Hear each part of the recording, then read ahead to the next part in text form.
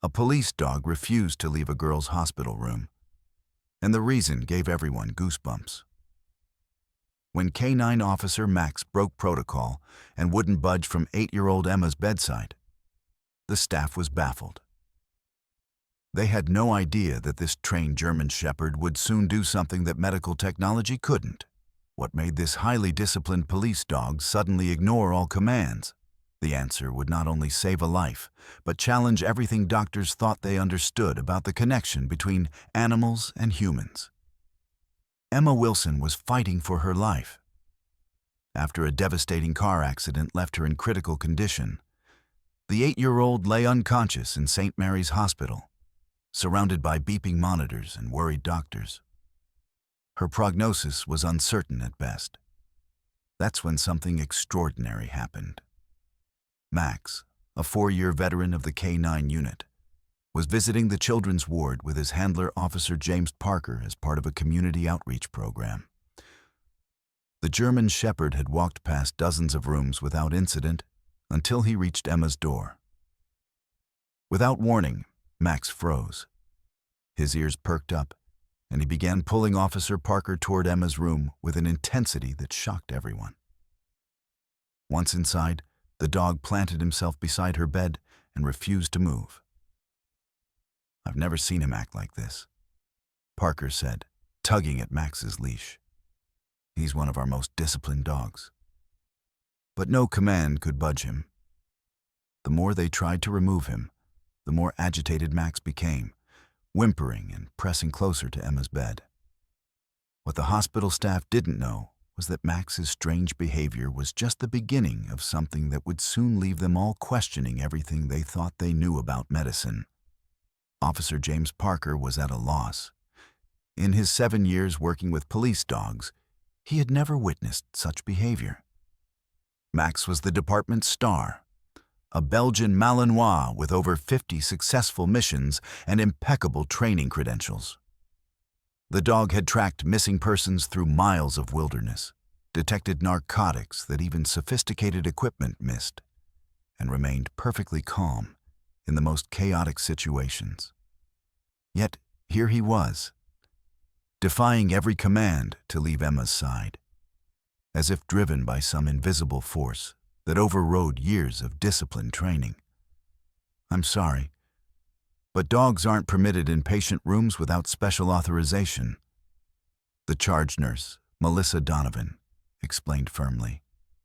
She stood in the doorway with her clipboard clutched to her chest, her 20 years of nursing experience evident in her unwavering stance. "It's against hospital protocol, infection control standards. We can't make exceptions, even for service animals without proper documentation." Parker nodded apologetically, running a hand through his short-cropped hair. "I understand completely.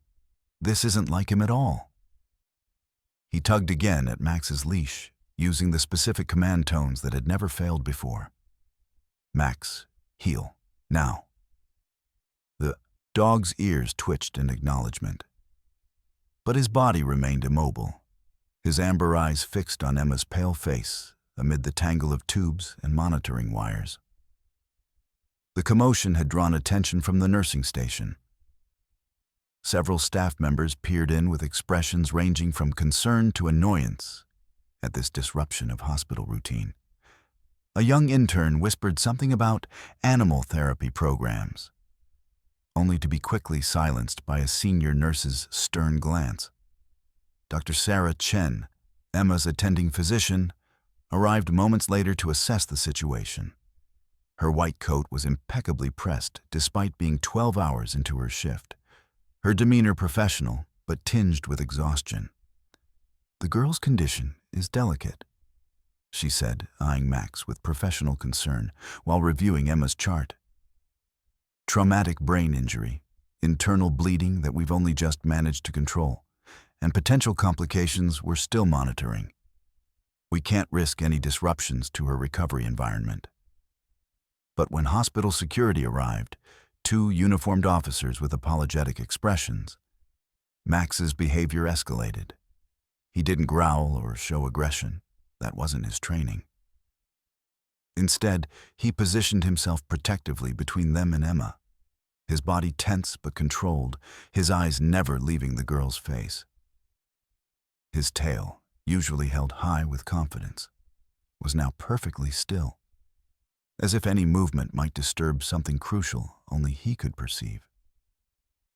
It's almost like he's monitoring her, Dr. Chen observed with growing curiosity, her scientific mind beginning to engage with the puzzle before her.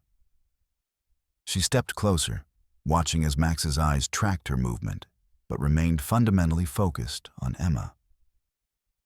I've read studies about dogs detecting certain medical conditions, but this is... She trailed off, her brow furrowed in thought. Parker seized on this opening. Max has specialized scent training. He's certified in detecting everything from explosives to narcotics. Last year, he found a diabetic child in hypoglycemic shock during what was supposed to be a routine school demonstration. He hesitated, then added, "The handlers at the academy always said he was different, more intuitive." The tension in the room was palpable. Nurse Donovan checked her watch pointedly, while the security officers shifted uncomfortably, awaiting direction. Through the window, the afternoon sun cast long shadows across the sterile floor. Highlighting the strange tableau, medical professionals, security personnel, and a police officer all held at bay by the quiet determination of a single dog. After a hushed consultation in the hallway that involved several heated whispers and the hospital's risk management coordinator being called, the medical team made an unprecedented decision. Dr. Chen returned, her face composed, but her eyes revealing a mixture of professional caution and genuine curiosity. "We'll allow the dog to stay for 1 hour under direct supervision," she announced, raising her hand to silence Nurse Donovan's immediate objection. "This will be documented as a special circumstance, and Officer Parker must remain present at all times." She looked directly at Parker. "At the first sign of any issue, any distress to the patient, any hygiene concerns, the dog leaves immediately. Are we clear?" Parker nodded solemnly. "Crystal clear, Doctor. Thank you." Dr. Chen turned to the monitoring equipment, making notes on Emma's chart. "Perhaps there's something here we're not seeing," she murmured, more to herself than anyone else. Sometimes medical science needs to be humble enough to acknowledge what it doesn't yet understand. What no one in that room realized was that in less than 60 minutes, Emma's condition would take a dramatic turn that no one, except perhaps Max, could have anticipated. The dog's inexplicable behavior was about to challenge everything they thought they knew about medicine, intuition, and the mysterious bond between animals and humans in crisis. As the hospital staff dispersed and Parker settled into the visitor's chair beside Emma's bed, Max finally relaxed slightly. Lying down with his muzzle resting gently against the edge of the mattress, his eyes never leaving the unconscious girl's face. The room grew quiet, except for the steady beep of monitors and the soft sound of Max's breathing. Perfectly synchronized, some might later observe, with Emma's own. Exactly 47 minutes into Max's supervised stay, everything changed. The rhythmic beeping of Emma's monitors suddenly accelerated, the steady pattern giving way to an irregular cadence that sliced through the room's quiet atmosphere. Max's head shot up from where it had been resting, ears forward, his entire body transitioning from relaxed to alert in an instant. His muscles tensed visibly beneath his tawny coat, and a low whine built in his throat. Before anyone could react, he let out a single, sharp bark. Something he was never trained to do indoors, a violation of his most basic protocols. Officer Parker jumped to his feet, knocking over the lukewarm coffee he'd been nursing. "What's wrong, boy?" His voice carried the edge of someone who had learned to trust his partner's instincts in life-or-death situations. Max's behavior had a specific quality Parker recognized from their fieldwork: the unmistakable intensity that signaled danger detected. The monitoring equipment continued its urgent warning, the tempo increasing as if conducting an invisible orchestra of alarm. The sound drew immediate attention from the nurse's station, and Dr. Chen rushed into the room, followed by two nurses, one senior with silver-streaked hair and practiced movements, the other younger with the focused expression of someone still proving themselves. "Her blood pressure's dropping," the senior nurse called out, eyes fixed on the monitor. "Oxygen saturation falling too, down to 89% and still declining." Dr. Chen moved with practiced efficiency, her stethoscope already in her ears as she leaned over Emma. Her expression remained professionally neutral, but the speed of her movements betrayed the urgency of the situation. "Respirations are shallow and labored," she noted, listening to different quadrants of Emma's chest. "She could be developing a pulmonary embolism," she said, her voice calm but urgent as she quickly examined Emma. "Let's get a—" Before she could finish, Max began pawing insistently at the lower right side of Emma's bed. His whining intensified, taking on a desperate quality that drew everyone's attention. He wasn't just alerting now. He was trying to communicate something specific. His focus laser-sharp on one particular area of Emma's body. His nails clicked against the metal bed frame as he became increasingly frantic, behavior completely at odds with his training. Dr. Chen paused, her gaze following the dog's focus. There was a moment of hesitation, the natural skepticism of a scientist, confronted with something outside rational explanation. Then, with sudden resolution, she pulled back Emma's blanket and lifted her hospital gown slightly, revealing the lower half of her right leg that had been hidden beneath the covers. What she saw made her breath catch. There, on Emma's right calf and spreading upward toward her knee, an alarming discoloration had developed. Angry red streaks with a central area of purplish black that hadn't been present during rounds just hours earlier. The skin around the edges appeared swollen and taut, with small blisters beginning to form. Deep vein thrombosis progressing to what looks like necrotizing fasciitis, Dr. Chen announced, her clinical vocabulary failing to mask the gravity of the situation as she hit the emergency call button on the wall. "The broad-spectrum antibiotics weren't working, or this is a resistant strain. We need to get her to surgery immediately. Page Dr. Kapoor in infectious disease and Dr. Mercer in vascular. Tell them it's critical." The room erupted into controlled chaos. The younger nurse ran to make the calls while the senior nurse adjusted Emma's IV, adding a new medication bag with practice speed.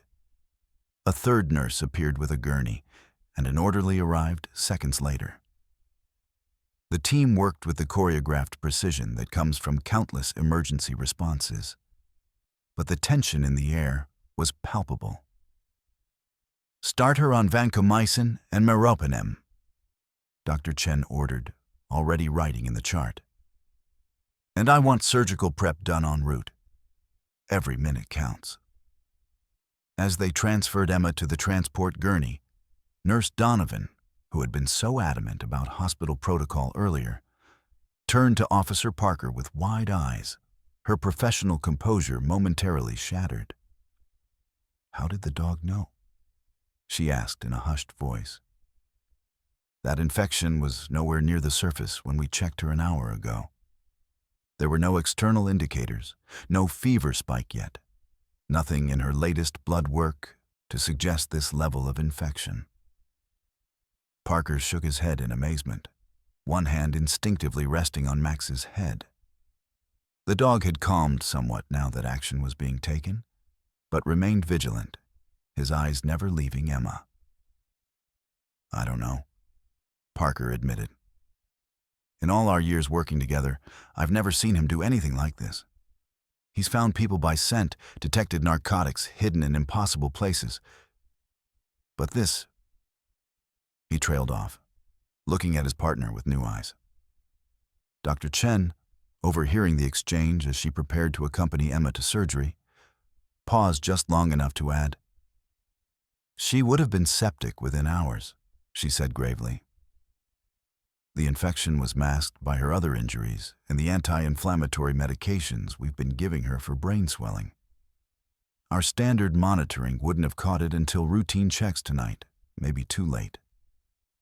She looked directly at Max, a mixture of scientific curiosity and something approaching awe crossing her features. By then, the tissue damage would have been extensive, possibly requiring amputation if she survived at all. The reality of what had just happened settled over the room like a weight. This wasn't just a curious incident or a lucky coincidence. It was the difference between life and death for an 8-year-old girl. As they wheeled Emma toward the door, Max watched intently, his posture straight and alert, his mission apparently complete. For the first time since entering her room, he willingly followed Officer Parker into the hallway without resistance, though his eyes remained fixed on Emma until the elevator doors closed behind her and the medical team. In the now quiet corridor, a passing janitor paused in mopping the floor, having witnessed the emergency response. "That your dog?" he asked Parker. "Smart animal." "You have no idea," Parker replied, still processing what had happened. They made their way to the surgical waiting area, a space designed to soften anxiety with muted colors and comfortable seating, yet still unmistakably institutional. Parker sat heavily in one of the vinyl chairs, Max settling at his feet but remaining unusually vigilant. A few other people waited there. A middle-aged couple holding hands, an elderly man with a cane, a young woman scrolling through her phone, all connected by the shared experience of having loved ones behind the imposing doors, marked "Authorized Personnel Only." After 20 minutes of silence, broken only by the occasional overhead announcement, the hospital administrator appeared, a tall man in his 50s with salt and pepper hair and the harried look of someone responsible for too many critical decisions. He spotted Parker and Max immediately and approached with purposeful strides. "Officer Parker?" he confirmed, extending his hand. "I'm Richard Hargrove, Chief Medical Administrator. I've just been briefed about what happened with Emma Wilson." Parker stood to shake the man's hand. "Yes, sir." Hargrove's gaze dropped to Max, who met his eyes with that unnerving canine directness. "I need to ask you something, and I want you to be completely honest with me." His tone was serious, but not accusatory. Parker nodded, one hand resting protectively on Max's head. "Of course. Has your dog had any medical detection training we don't know about? Any specialized scent work with biological compounds, bacteria, or disease processes?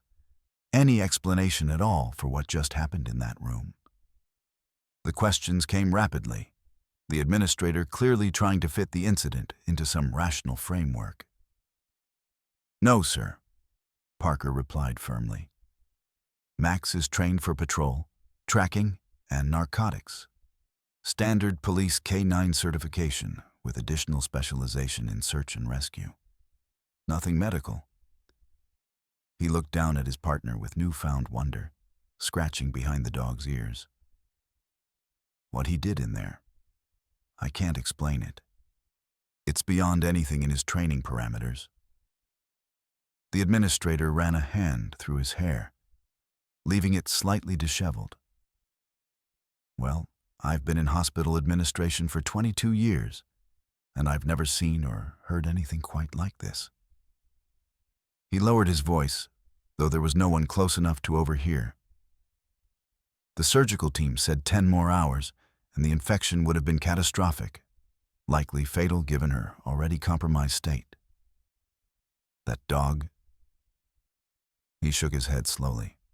That dog just saved that little girl's life. He's always been special, Parker said quietly. But this is different. Hargrove seemed to make a decision. I'm going to need a full report on this incident. And if you're amenable, I'd like to bring in someone from our research department. There might be something here worth studying. Before Parker could respond, his phone buzzed.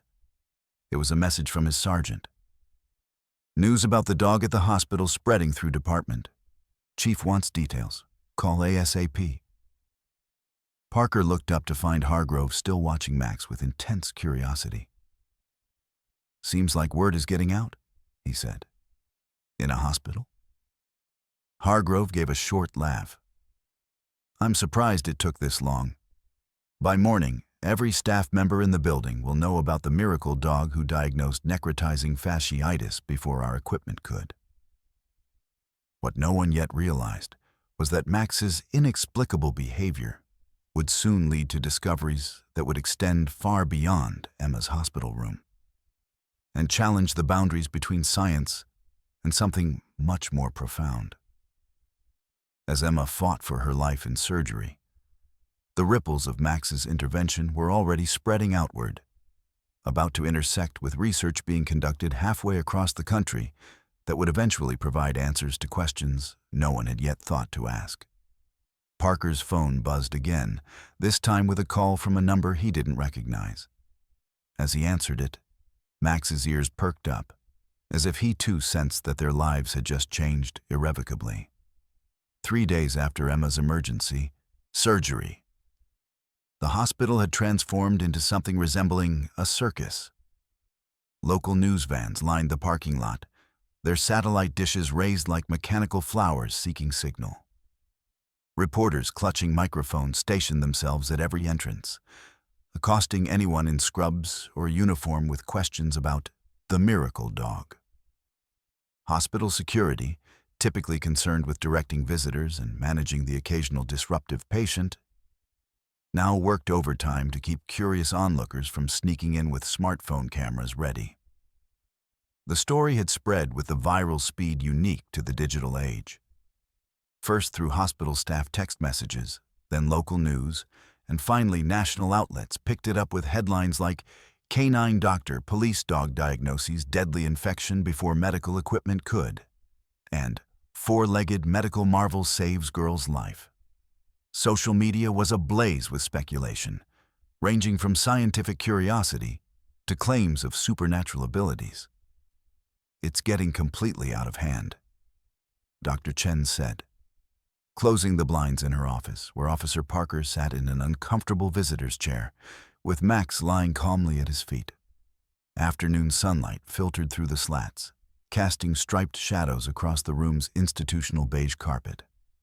"I've had calls from 3 medical journals, the CDC, a research team at Mayo Clinic, and a documentary filmmaker who somehow got my personal cell number." She turned to face them, leaning against the windowsill, her white coat wrinkled from what had clearly been several long days. "And you? I imagine it's been even worse." Parker looked exhausted. Dark circles shadowed his eyes, his uniform slightly rumpled, and a coffee stain marked his left sleeve. "The department's phone system crashed yesterday from the volume of calls. My sergeant has temporarily reassigned me to special duty just to manage this situation." He rubbed his face with both hands, a gesture of someone overwhelmed by sudden, unexpected attention. "The chief held a press conference this morning trying to redirect questions, but that just seemed to fuel more interest." He ran a hand through his hair. "There's a geneticist from Stanford who's convinced Max has some rare mutation that enhances his olfactory capabilities beyond normal canine levels. A neurologist from Johns Hopkins wants to scan his brain activity. And someone claiming to represent a pharmaceutical company offered me—" He paused, still processing the absurdity. a substantial amount of money for his DNA and exclusive rights to any biological discoveries that might result. Max, seemingly oblivious to being the center of such attention, yawned and repositioned himself, his tail thumping once against the floor when Parker glanced down at him. Dr. Chen raised an eyebrow. "Have you considered any of these offers?" Parker shook his head firmly. "Max isn't a research specimen. He's my partner." The protective tone in his voice made it clear this wasn't negotiable. "And what about Emma?" Parker asked, shifting the conversation. "How is she doing?" At the mention of the girl's name, Max's ears perked up, his attention shifting as if he understood the conversation had turned to someone important. "She's recovering remarkably well," Dr. Chen said, her professional demeanor softening slightly. "The surgical team removed all the infected tissue, and we caught it before it could spread to her bloodstream. No amputation needed, which was our biggest concern initially." She moved to her desk, absently reorganizing some papers. "Her other injuries are healing on schedule. The brain swelling has subsided significantly. Her parents haven't left her side except to shower in the family accommodations we arranged." She smiled slightly. "They've asked about Max several times. They're calling him Emma's guardian angel." Parker nodded, relief evident in his expression. "That's good to hear." He hesitated before adding, "Has she regained consciousness yet?" "Brief periods," Dr. Chen replied, her clinical tone returning, more alert each time. "Yesterday she recognized her parents and answered basic orientation questions. She's young and resilient." She paused, then added with uncharacteristic emotion, "Children often surprise us with their capacity to bounce back from trauma that would devastate an adult." She moved to her desk, picking up a folder that had been positioned precisely in the center of her otherwise cluttered workspace. "But that's not why I asked you here today." She placed the folder in front of Parker. Inside were printouts of email correspondence, medical journal abstracts, and what appeared to be research proposals, all neatly organized with color-coded tabs. "These are from Dr. Eliza Montgomery at the National Institute of Health," Dr. Chen explained, taking a seat behind her desk. "She's been studying canine detection of human disease for nearly a decade. Started with cancer detection, lung, breast, colorectal, expanded to epileptic seizure prediction, diabetes complications, even early indicators of Parkinson's. But her latest work is what interests me most, given our situation." Parker skimmed the documents, his brow furrowing as he tried to parse the dense medical terminology. Bacterial infection detection? Specifically, rapid-onset necrotizing infections, Dr. Chen confirmed, leaning forward with the intensity of someone deeply invested in the subject. "She's been training dogs to identify the volatile organic compounds released in the earliest stages, before visible symptoms, before blood tests show elevated white counts, before fever sets in." Her fingers tapped rhythmically on her desk. "The compounds are present in concentrations of parts per trillion, far below what our current technology can reliably detect in clinical settings." She tapped one paper with a manicured fingernail. "Her preliminary results show an 87% accuracy rate in controlled settings with specifically trained detection dogs. But her program has never had a real-world case like Max. Untrained detection that preceded medical diagnosis by hours in a complex environment with numerous confounding scents and stimuli." Parker looked down at his partner, who gazed back with those intelligent amber eyes that sometimes seem to understand more than should be possible. "What exactly are you suggesting?" "Dr. Montgomery is flying in tomorrow morning," Dr. Chen said, checking her watch as if calculating the hours. With hospital administration's blessing, and yours of course, she'd like to run some tests. Nothing invasive, she added quickly, seeing Parker's protective expression. Just controlled scent discrimination exercises to see if Max can consistently detect what he sensed in Emma. She slid another document across the desk. This outlines the proposed protocol. Essentially, they would present Max with various samples, some containing the bacterial compounds associated with necrotizing fasciitis, others with different infections, and some controls. All safely contained, of course. Parker was quiet for a long moment, his hand absently stroking Max's head. And if he can do it? If it wasn't just a one-time thing? Dr. Chen's eyes lit with rare enthusiasm, the scientist in her momentarily overtaking the measured physician. Then, we might be looking at a breakthrough in early detection protocols that could save countless lives. She leaned forward, her voice gaining intensity.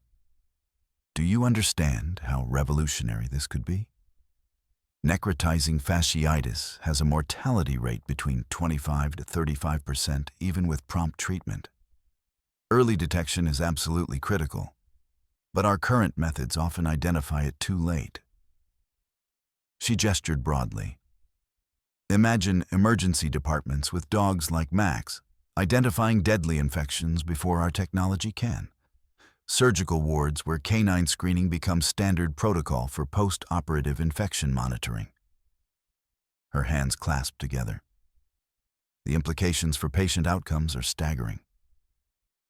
Parker considered this, his expression thoughtful. Max is scheduled for retirement in 18 months. He's 7 now. That's getting up there for working dogs, especially with his history of field injuries. He looked at his partner with a mixture of pride and concern. I've been worried about what happens next for him. Police dogs don't always adjust well to civilian life.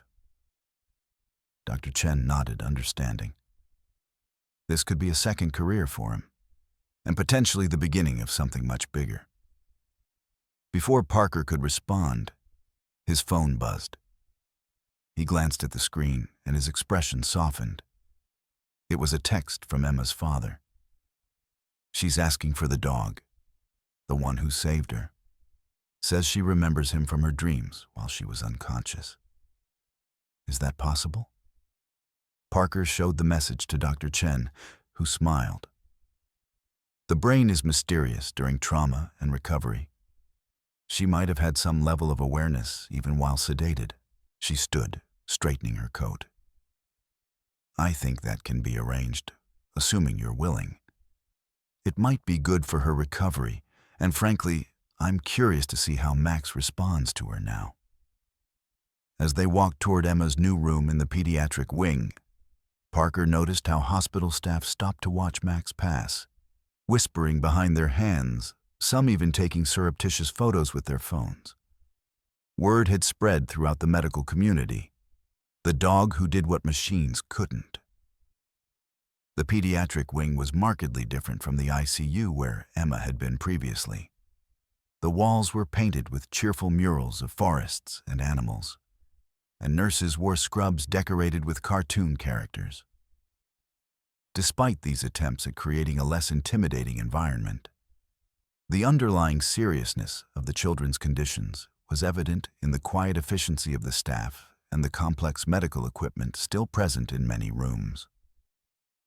Outside Emma's door, Parker paused, suddenly uncertain. You know, he's never been a therapy dog. I can't guarantee how he'll react to her now. The situation before was unusual. Dr. Chen nodded. Let's find out. I'll go in first and make sure she's up for visitors. She returned a moment later, holding the door open. They're ready for you. When they entered, Emma was propped up against pillows, her small frame dwarfed by the hospital bed. Her face was pale, but her eyes bright, with an IV still attached to one arm and monitoring leads disappearing beneath her pediatric hospital gown decorated with rainbows. Her parents stood quickly from chairs positioned on either side of the bed, her father extending his hand to Parker while her mother wiped away tears. "Officer Parker," her father said, his voice catching. "We can't thank you enough." He was a tall man with the beginning of a beard that suggested he hadn't left the hospital to shave. "The doctors told us what would have happened if—" He couldn't finish the sentence. Her mother, smaller with Emma's same delicate features, simply reached for Parker's hand and squeezed it, words failing her. But Emma was focused entirely on Max, her small face lighting up with recognition. "Is that him? The special dog?" Her voice was weak but eager. Parker nodded, keeping Max on a short leash as protocol demanded. "This is Max." To everyone's surprise, perhaps most of all Parker's, Max moved forward with extraordinary gentleness, his usual intensity replaced by something softer as he approached the bed. He stopped precisely at the edge, his nose just inches from Emma's outstretched hand, his tail wagging in slow, deliberate sweeps.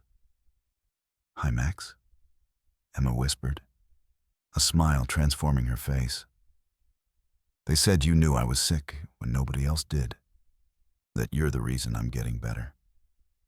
Max made a soft sound in his throat, almost a purr, then delicately placed his chin on the edge of her bed, careful not to disturb any of the tubes or wires. Dr. Chen exchanged a meaningful glance with Parker. This wasn't standard police dog behavior. This wasn't even typical canine behavior. This was something else entirely.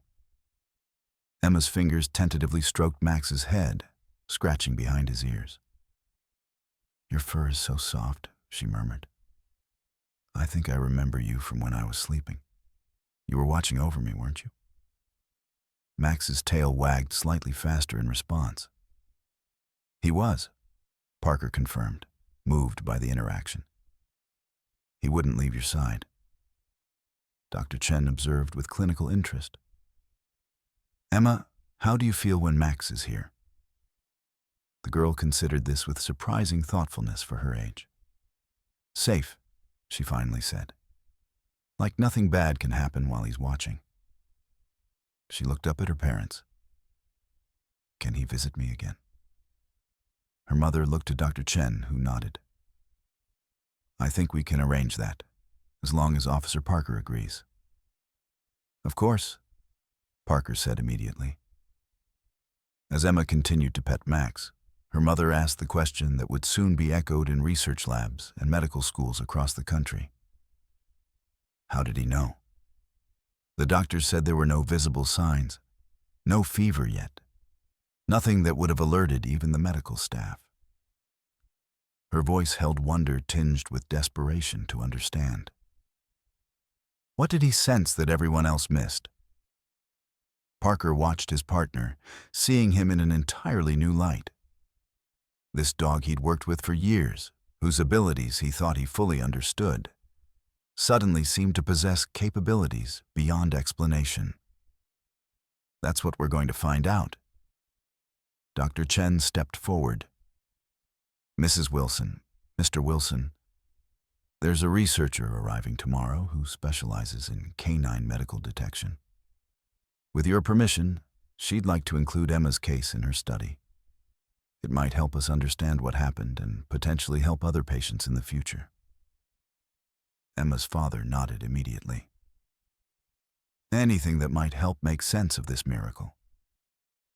"It wasn't a miracle, Dad," Emma said with the matter-of-factness children sometimes display about profound matters. "Max is just special. He can see things other people can't." She looked directly at the dog with complete conviction. "Can't you, boy?" Max's ears perked forward as if in agreement, his gaze never leaving Emma's face. The moment was interrupted by a soft knock at the door. A nurse entered, carrying a tray with Emma's medications. "Sorry to interrupt, but it's time for her antibiotics and pain management." Dr. Chen checked her watch. We should let Emma rest. Officer Parker, perhaps we can continue our discussion in the hallway. As they prepared to leave, Emma called out, "You'll bring him back tomorrow, right? Promise?" Parker turned, seeing the hope in her eyes. "I promise." Outside the room, Dr. Chen's professional demeanor returned. That was remarkable. The connection between them. She shook her head slightly. "It's not what I expected." "Me neither," Parker admitted, looking down at Max, who seemed reluctant to leave, his gaze still directed toward Emma's door. "I've just received word that Dr. Montgomery's flight lands at 8:45 tomorrow morning," Dr. Chen continued. "Hospital administration has arranged for a conference room to be converted for her testing protocols. She's bringing a team of 3 researchers and equipment to measure volatile organic compounds at concentrations far lower than our hospital lab can detect." She hesitated, then added, "This could be significant, Officer Parker. Not just for Emma, not just for Max, but potentially for medicine as a whole. If we can understand and replicate what happened here."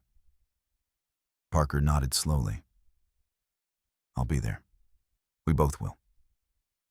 As they walked toward the elevator, a text notification sounded on Dr. Chen's phone.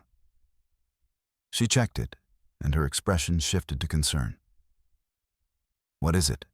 Parker asked.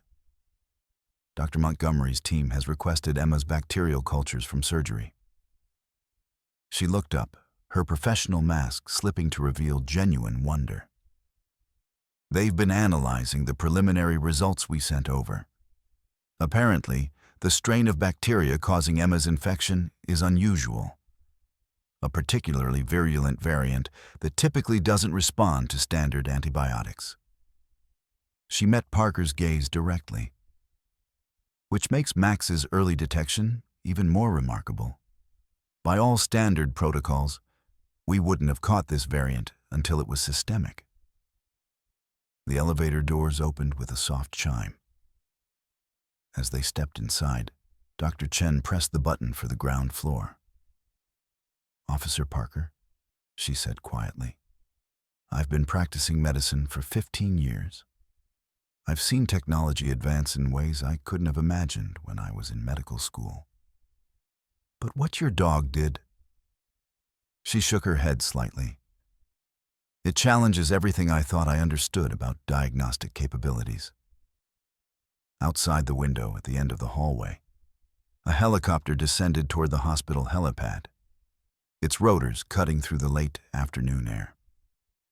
It wasn't Dr. Montgomery's team yet. They wouldn't arrive until morning. But its presence seemed symbolic of how quickly events were moving, how the quiet routine of the hospital and Parker's predictable life with his canine partner had been utterly transformed in just a few days. The mystery of Max's inexplicable ability was about to move from local miracle to scientific inquiry, and no one, not even Parker, could predict where it would lead. As the elevator doors closed, Parker felt a strange mixture of pride, apprehension, and wonder. Whatever happened next, nothing would be the same again. For Emma, for the medical community, for himself, and especially for the extraordinary dog standing faithfully at his side. The hospital conference room had been transformed overnight into what resembled a scientific laboratory. Portable equipment lined the walls, and tables arranged in a precise grid pattern held dozens of identical containers. The air smelled faintly of antiseptic and coffee from the station set up in the corner where researchers in white coats huddled, speaking in low, intense voices. Dr. Eliza Montgomery stood out immediately, a tall woman with prematurely silver hair, cropped short, and intelligent eyes that missed nothing. When Parker entered with Max, her conversation stopped mid-sentence, and she crossed the room with purposeful strides. "Officer Parker," she said, extending her hand. And this must be Max. She didn't attempt to touch the dog, instead crouching to his level and observing him with professional interest. Remarkable specimen. Belgian Malinois, correct? 7 years old? Parker nodded, surprised. How did you— I've studied his service record, she said, standing. K9 units keep excellent documentation. 3 commendations for narcotics detection, 1 for apprehending an armed suspect, and extensive search and rescue experience. She tilted her head slightly, but nothing in his training that explains what happened with Emma Wilson. Dr. Chen entered behind them, carrying a tablet. Dr. Montgomery has been briefing me on the testing protocols, she explained to Parker. They're quite rigorous. Montgomery nodded. They need to be. What we're investigating here defies conventional understanding. She gestured to the room's setup. Each of those containers holds a different sample, some with various bacterial cultures, including the strain from Emma's infection, some with other biological materials, and some controls. All hermetically sealed with only a small, permeable membrane that allows molecules to escape at controlled rates. She looked directly at Parker. We need to determine if Max's detection was specific to Emma's particular infection, if he can identify similar infections generally, or if this was some kind of anomaly. Parker frowned slightly. You think it might have been a coincidence? In science, Officer Parker, we must consider all possibilities, even the ones we don't prefer. Her expression softened slightly. But between us, I've been studying canine disease detection for long enough to believe something extraordinary happened here. She turned to a younger researcher. Dr. Patel, are we ready? The testing began with a simple protocol. Max was led along the rows of containers, while Parker, wearing headphones to prevent any unconscious cueing, followed. For the first hour, Max showed little interest in any of the samples, occasionally sniffing but moving on. Dr. Montgomery's team exchanged concerned glances. One whispered something to her, and she shook her head firmly. Let's try the second set, she instructed. The new containers were arranged differently, and this time, the change in Max was immediate. At the third container in the second row, he stopped abruptly, his posture alert. He sniffed intently, then sat down, staring at the container, the exact alert posture he used for narcotics detection. Dr. Patel checked his clipboard. Sample 17B, he announced. Necrotizing fasciitis, same strain as the patient's. A ripple of excitement passed through the researchers. Montgomery remained composed, but her eyes shone. Reset and randomize, she ordered. They ran the test 3 more times, rearranging the containers each round. Max identified the sample containing Emma's bacterial strain with unwavering accuracy. But more remarkably, he also alerted to 2 other samples that, as Dr. Patel quietly informed Montgomery, contained different strains of necrotizing bacteria. He's not just recognizing Emma's specific infection, Montgomery said, her professional reserve finally cracking into visible excitement. He's identifying the volatile organic compound signature common to necrotizing infections generally. She turned to Parker. This is unprecedented in an untrained detection dog. Parker watched his partner with growing pride. So, what happens now? Now, Montgomery said, already making notes on her tablet, we determine if this ability can be refined, replicated, and taught to other dogs. She looked up. With your permission, I'd like to work with Max for an extended period. My facility in Maryland has resources beyond what we can set up here. Before Parker could respond, a nurse hurried into the room. Dr. Chen, she said urgently, Emma Wilson is asking for the dog. Her vitals are elevated, and she's becoming agitated. Dr. Chen frowned. Is there a medical issue? No apparent cause, the nurse replied. She just keeps saying she needs to see Max, says it's important. Parker and Dr. Chen exchanged glances. We should go, Parker said. Dr. Montgomery looked disappointed but nodded. We've gathered sufficient preliminary data for today. Tomorrow we can… Dr. Montgomery? The nurse interrupted, her expression troubled. Emma is asking for you too. By name. Montgomery froze. That's not possible. I haven't met the patient. Nevertheless, the nurse insisted. She's asking for the doctor who understands what Max can do. Those were her exact words. An uneasy silence fell over the room. Parker felt a chill that had nothing to do with the air conditioning. Well, Montgomery said finally, gathering her tablet. It seems we're being summoned. When they arrived at Emma's room, they found her sitting upright, her face flushed. Her parents hovered anxiously nearby. Max, she exclaimed as the dog entered.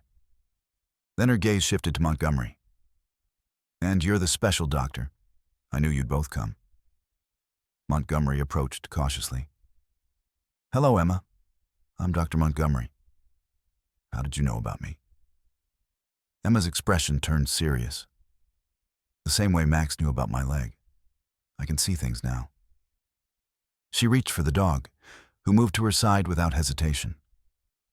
Ever since I woke up, it's like colors around people.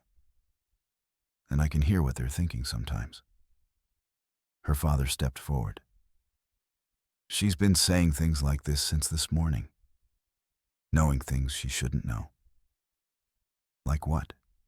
Montgomery asked, her scientific curiosity evident.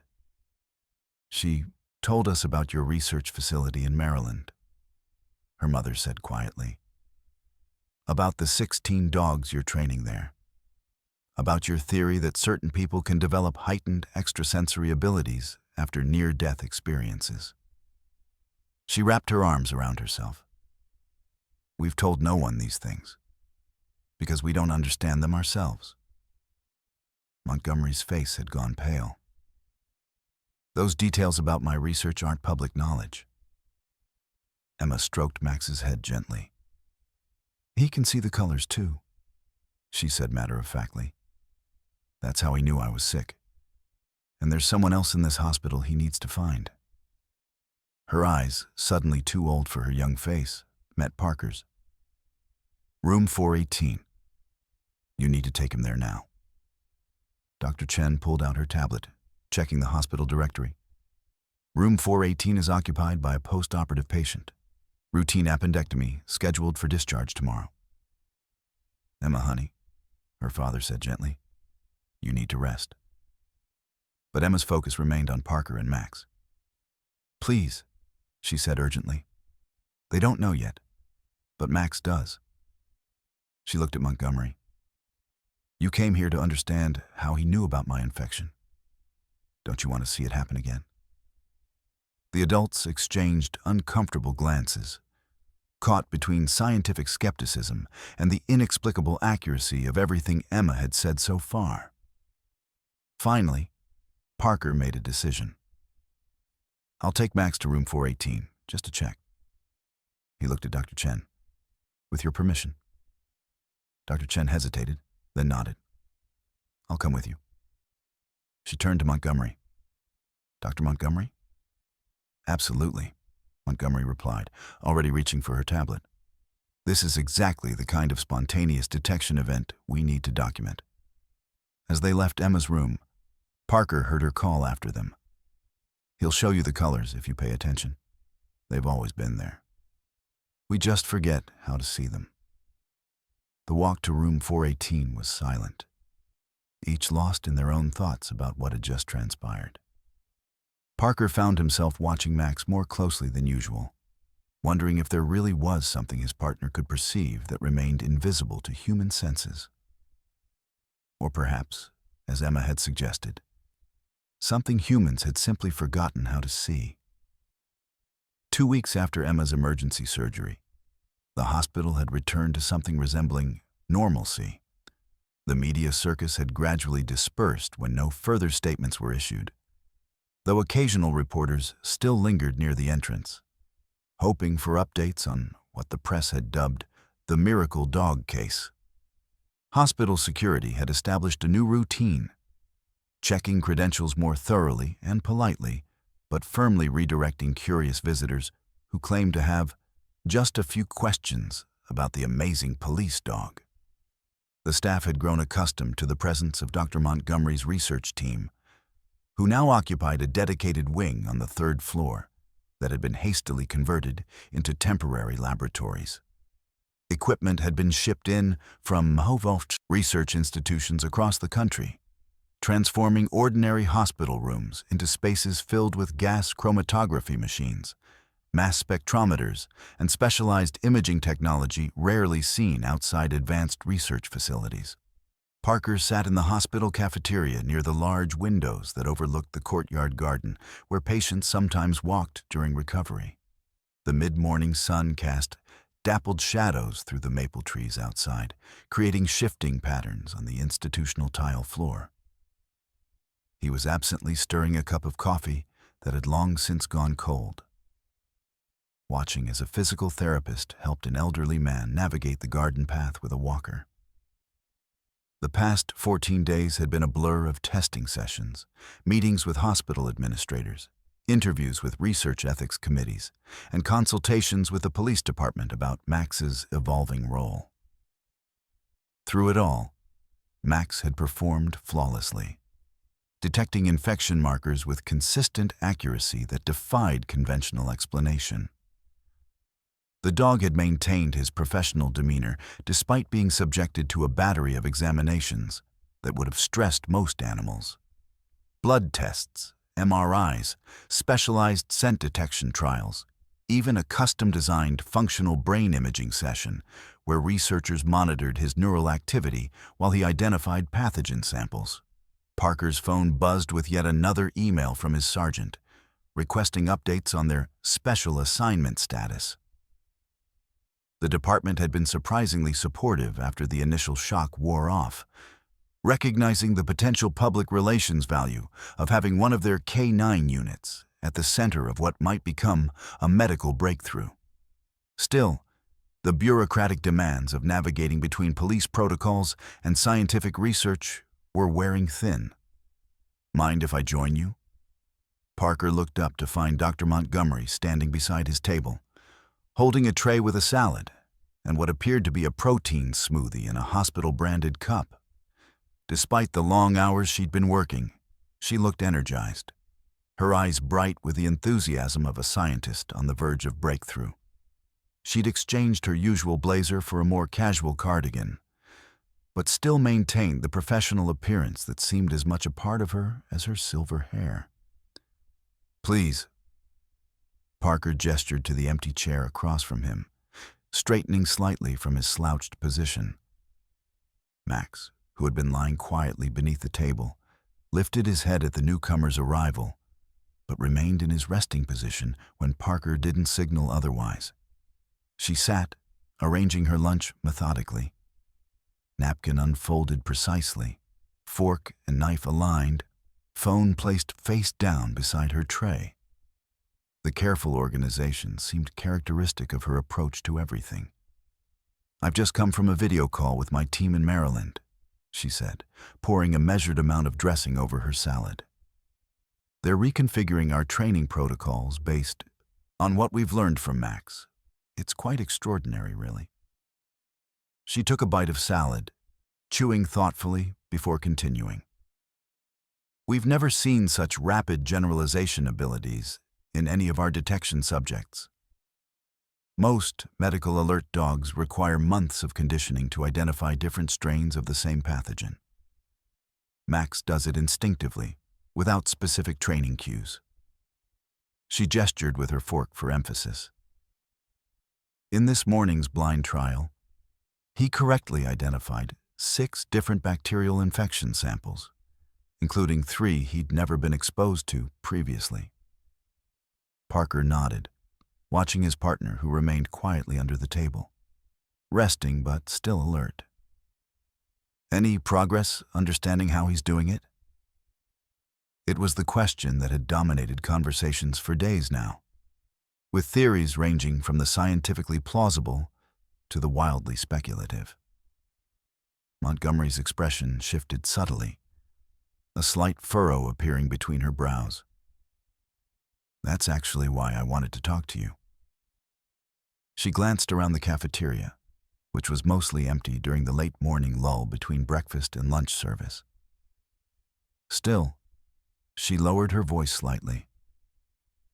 We've systematically ruled out all the conventional explanations.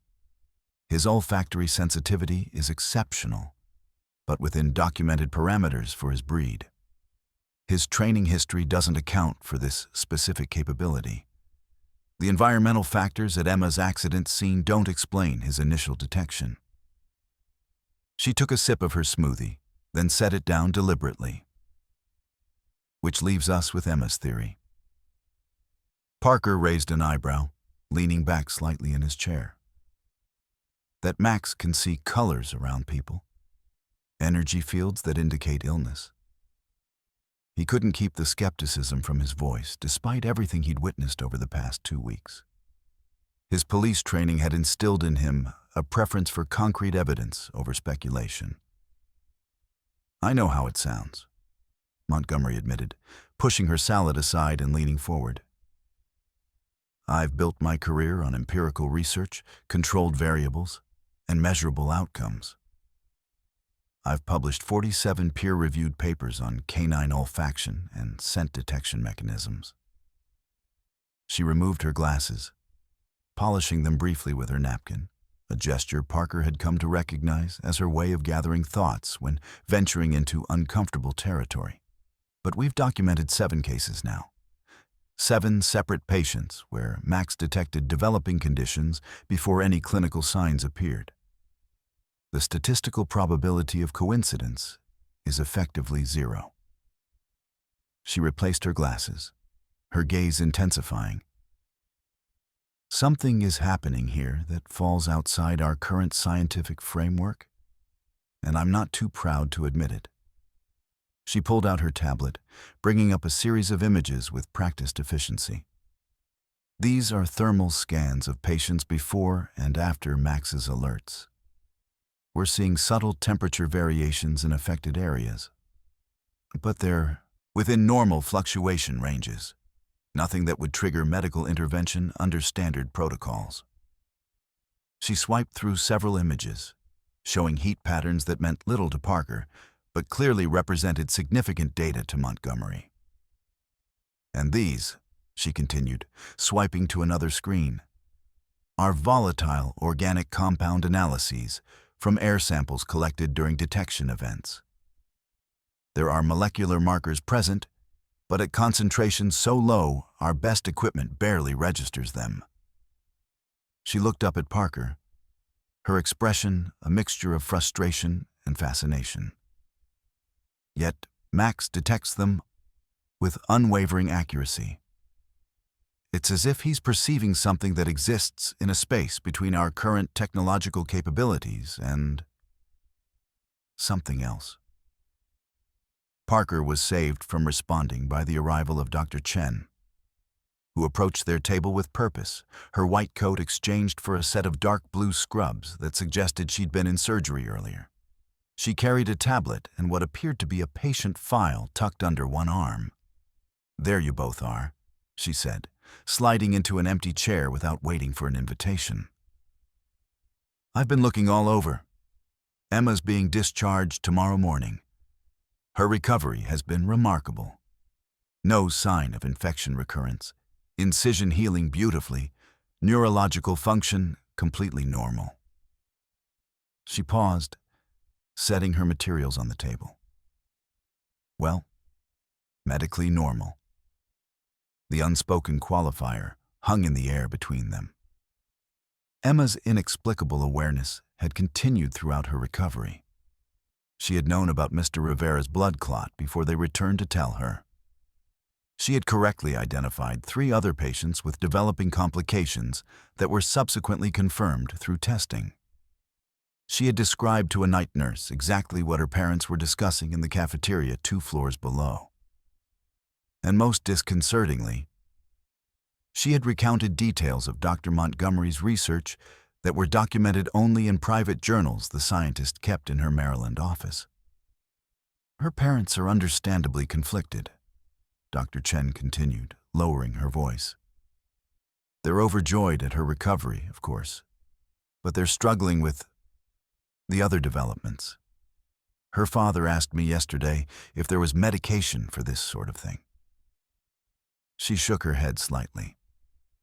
I told him we're dealing with something we don't fully understand yet, and suppressing it pharmaceutically would be premature. Her parents have agreed to bring her to the research facility next week, Montgomery said, closing her image files. Under carefully controlled conditions, we'll try to understand the connection between her perceptive abilities and Max's detection capabilities. I've designed protocols that should help isolate specific factors while ensuring her comfort and psychological well-being throughout the process. Parker frowned slightly, the protective instinct that made him an effective police officer surfacing. And you think there is a connection? Beyond the fact that Max detected her infection first? Dr. Chen and Montgomery exchanged glances, the kind of look that suggested previous private conversations on this topic. We think, Dr. Chen said carefully, choosing her words with clinical precision, that Emma's near-death experience may have altered her neurological function in ways we don't fully understand. The combination of trauma, infection, and temporary cerebral hypoxia during her critical period could have created conditions for atypical neural pathway development. In simpler terms, Montgomery added, seeing Parker's expression, we believe her brain may have been rewired in a way that allows her to perceive things most humans cannot, and that whatever she's perceiving might be the same thing Max has always been able to sense. The colors, Parker murmured, remembering Emma's insistence that they'd always been there. Perhaps, Montgomery agreed, nodding slowly. Or perhaps it's something else entirely that we lack the vocabulary to describe properly. Human language evolved to communicate about shared perceptual experiences. When someone perceives something outside that shared framework, language becomes inadequate. She absently reorganized the items on her tray, aligning them with geometric precision. There's a phenomenon in linguistics called lexical gap, when a language lacks a specific word for a concept. What we're experiencing here may be more than a lexical gap. It might be a conceptual gap in our understanding of reality itself. Dr. Chen smiled slightly. And this is why Dr. Montgomery is leading this research rather than me. My neurology training didn't prepare me for philosophical discussions about the nature of perception. It's hardly philosophical if we can measure it, Montgomery countered, though her tone remained collegial. And we are measuring something, even if we don't fully understand what it is. She closed her tablet with a decisive gesture.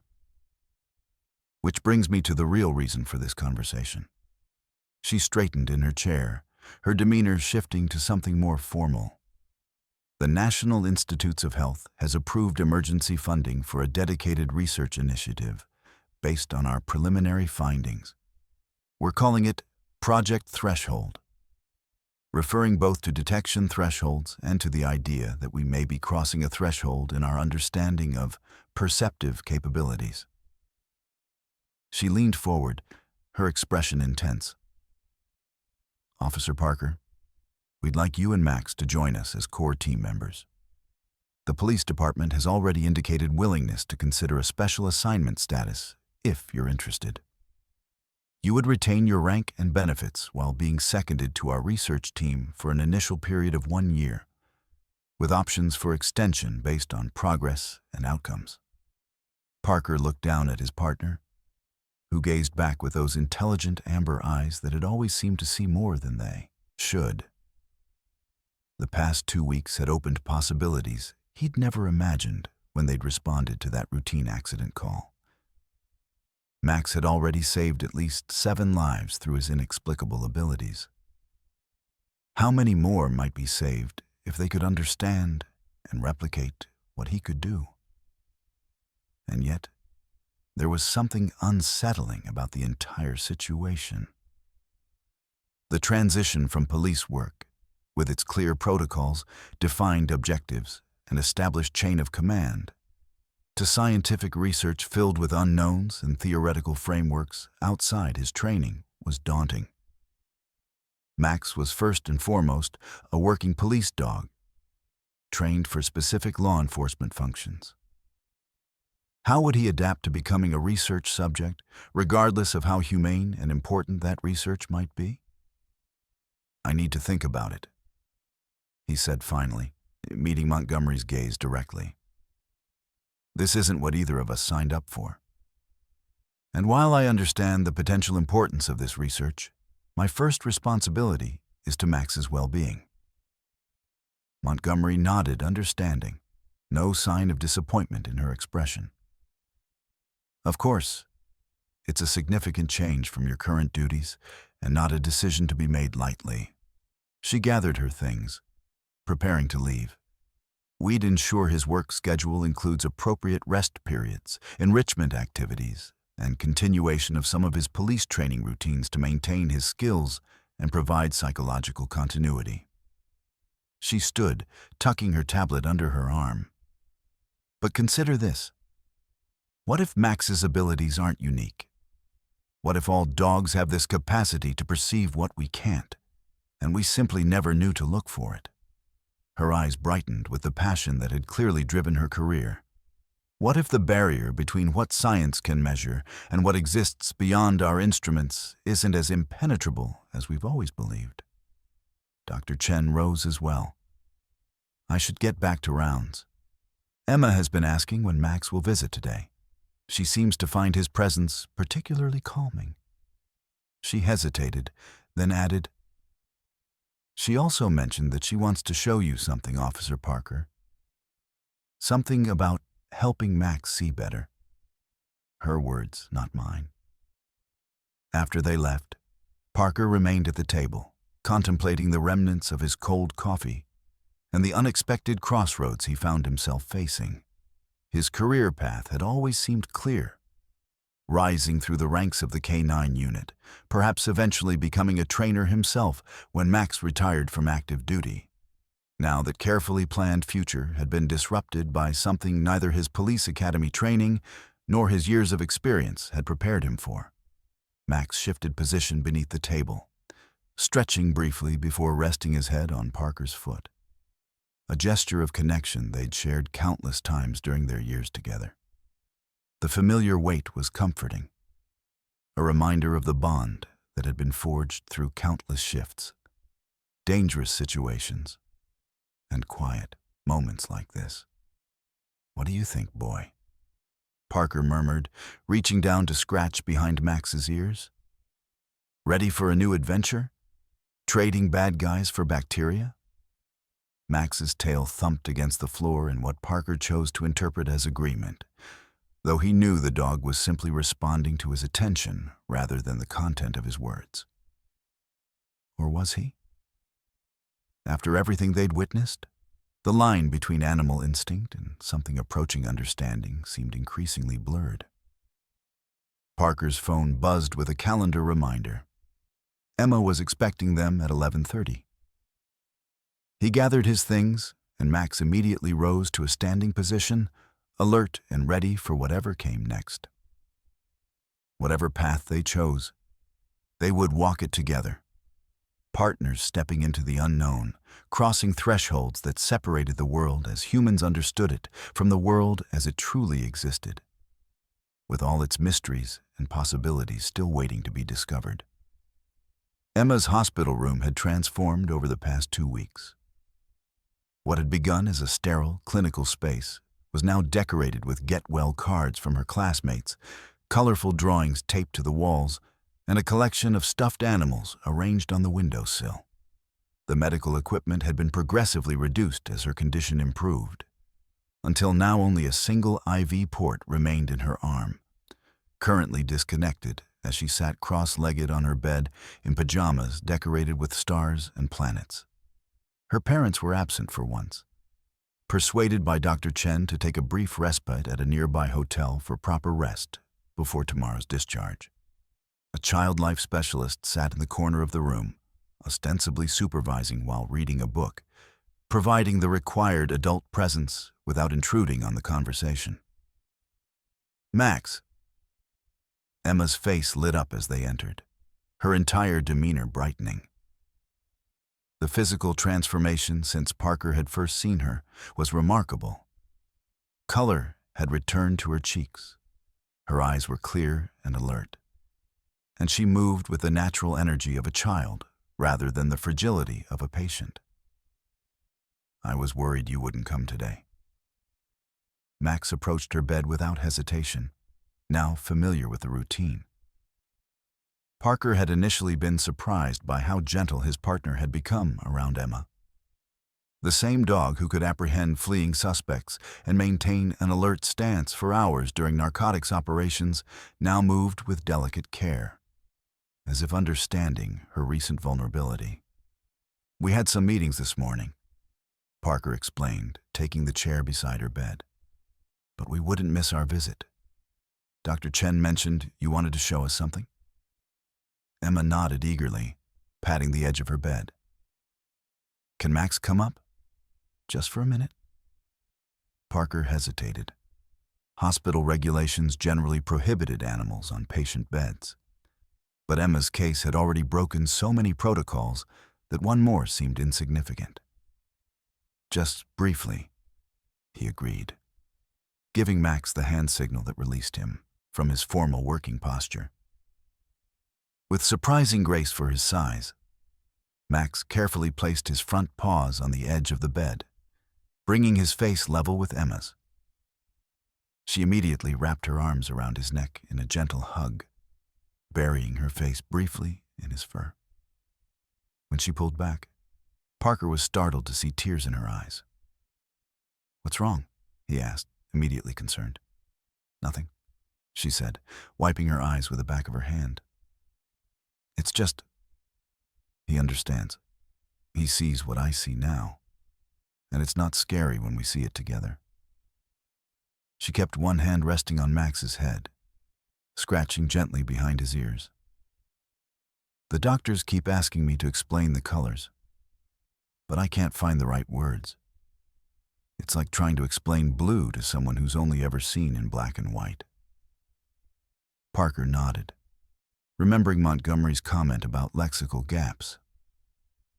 Dr. Montgomery said something similar, that maybe we don't have the right words for what you're experiencing.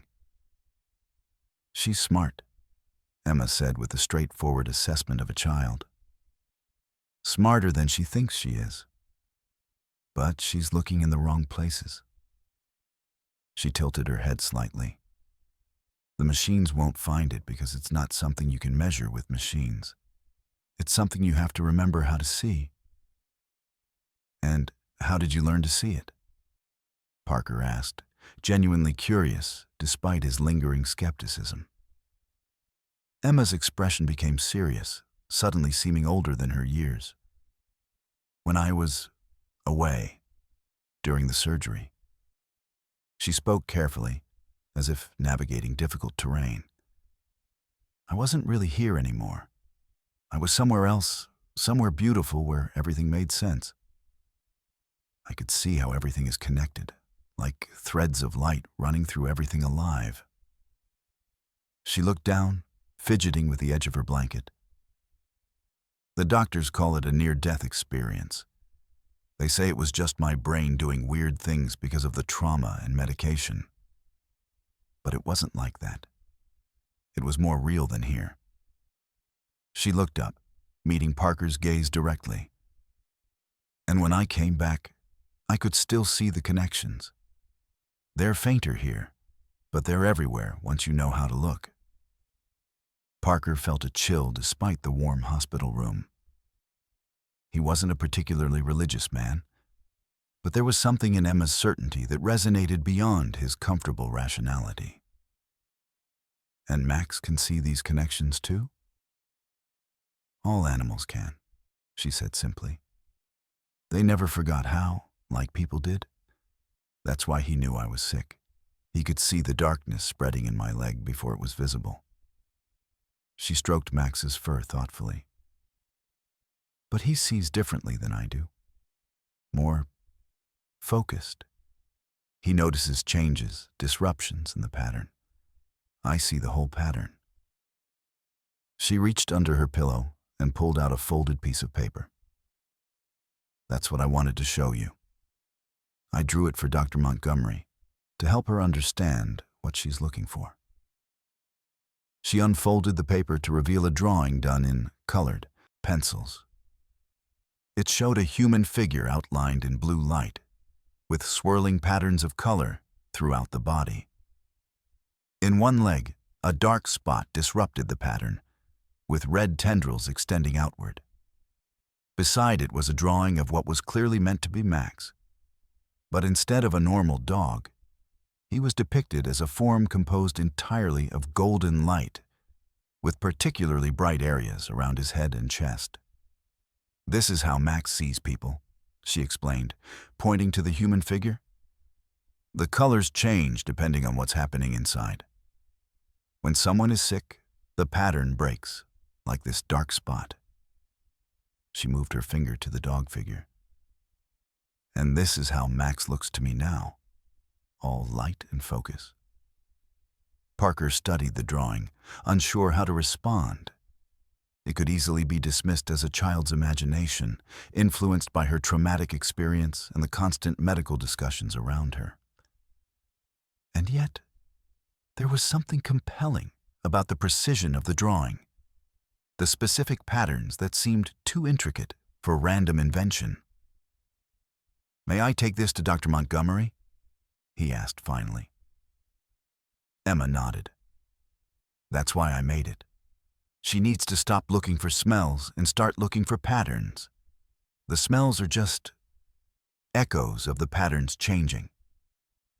She yawned suddenly, the brief burst of energy fading. "I'm tired now. But Max can stay a little longer?" "Of course," Parker agreed, carefully folding the drawing and placing it in his pocket. Emma settled back against her pillows, her hand still resting on Max's head. Within minutes, her eyes had closed, her breathing becoming deep and regular. Max remained perfectly still, his gaze fixed on her face with an intensity that Parker had seen countless times during their work together. The complete focus that made him an exceptional working dog. The child life specialist looked up from her book. "She does this often," she said quietly. Intense conversation followed by sudden exhaustion. The neurologists say it's normal after what she's been through, but she shook her head slightly. "There's nothing normal about any of this, is there?" Parker didn't answer directly. "How long has she been drawing these pictures?" "Since she regained consciousness," the specialist replied. "There are dozens of them. Her parents have been collecting them in a folder. Some are like this one, people with colors and patterns. Others are more abstract, just swirls of color that she says represent different emotions or states of being." She hesitated. One of the child psychologists suggested art therapy might help her process her experience. But Emma says she's not processing anything. She says she's documenting what she sees. Parker nodded, watching as Max maintained his vigilant position despite Emma having fallen asleep. There was something profoundly moving about his partner's dedication to this child. A connection that transcended training or duty. After a few more minutes, Parker gently called Max back, not wanting to disturb Emma's rest. The dog complied reluctantly. casting a final glance at the sleeping girl before following Parker from the room. In the hallway, Parker found himself automatically reaching for the drawing in his pocket, feeling an inexplicable urgency to share it with Montgomery. Whatever was happening with Emma and Max defied easy explanation, but perhaps this simple colored pencil drawing might provide a visual vocabulary for what had so far eluded scientific description. As if sensing his thoughts, Max looked up at him, his amber eyes reflecting the fluorescent hallway lights. For a brief, disorienting moment, Parker thought he saw something else in those familiar eyes. A depth of awareness that went beyond animal intelligence into something he lacked words to describe. "Come on, boy," he said, pushing the unsettling thought aside. "Let's go find Dr. Montgomery." As they walked toward the elevator, Max kept pace perfectly as always, but his gaze repeatedly turned back toward Emma's room, as if drawn by an invisible thread that connected them across the growing distance. Whatever path they chose next, returning to police work or joining Project Threshold, Parker knew that their lives had been irrevocably changed by their encounter with Emma Wilson and the mystery she had awakened in them both. The elevator doors opened with a soft chime. As they stepped inside, Max sat automatically at Parker's side, the model of canine training and discipline. But as the doors began to close, he turned his head once more toward Emma's room, his posture alert and focused, as if listening to a voice that only he could hear. Parker pressed the button for the third floor where Montgomery's temporary lab was located. As the elevator began to move, he found himself studying his partner with new eyes, wondering what world Max perceived beyond human senses, what patterns, connections, and possibilities existed just beyond the threshold of human perception, waiting to be discovered. Max looked up at his handler, his gaze steady and trusting. In that moment, Parker made his decision. Whatever mysteries awaited them, they would face them together, crossing the threshold between the known and the unknown, between science and something that might yet lack a name, but was no less real for its inability to be measured by conventional means. As if sensing his thoughts, Max's tail wagged once, a simple gesture of connection between two beings who, despite their different species and perceptual abilities, had forged a partnership that might now extend into realms neither could have anticipated when they had first been paired together at the K9 Training Academy years ago. The elevator continued its ascent, carrying them toward a future where the boundaries between empirical science and unexplained perception would blur, where a dog's extraordinary abilities might open new frontiers in medical detection, and where a child's near-death experience might provide a glimpse into aspects of reality that had always existed just beyond human awareness. Not supernatural or mystical, but natural phenomena that had simply awaited the right combination of circumstances and observers to be recognized and understood.